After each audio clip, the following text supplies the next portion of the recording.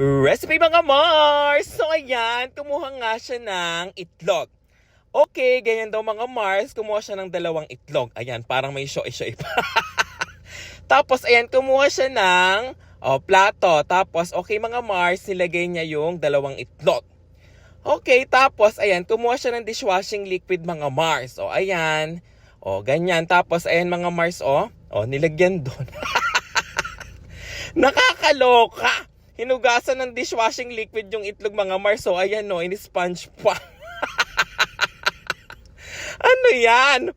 Diyos ko, nakakaloka to ayan mga Mars, ganyan daw. Tapos syempre, bumubula, so binanlawan niya. Ganyan daw mga Mars, babanlawan yung 2 itlog.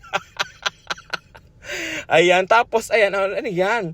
Basurahan. Tapos, okay. Ayan daw, nilagay doon yung 2 itlog.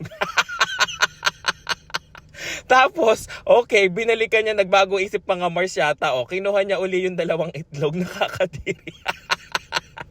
Tapos, sinugasan na naman niya. Kasi nanggaling nga naman ng basurahan, hindi ba? Lilinisin ulit. Yan, ganyan daw mga Mars. Tapos, ayan, kumuha siya ng, hangin.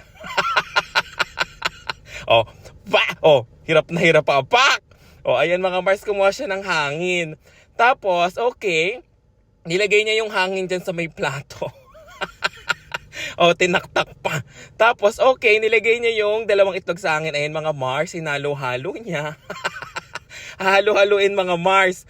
Tapos, yan? Lutuan. Nilagay niya yung 2 itlog doon sa may lutuan. Ano yan? Doon may pasisiklaban niya. Tapos, okay, kinuha niya ulit.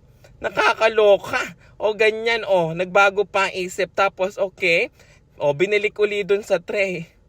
Saan ang dadali niya? Nakakaloka mga Mars, nagbago yung isip mga Mars, hindi na lang daw magluluto, binalik sa ref.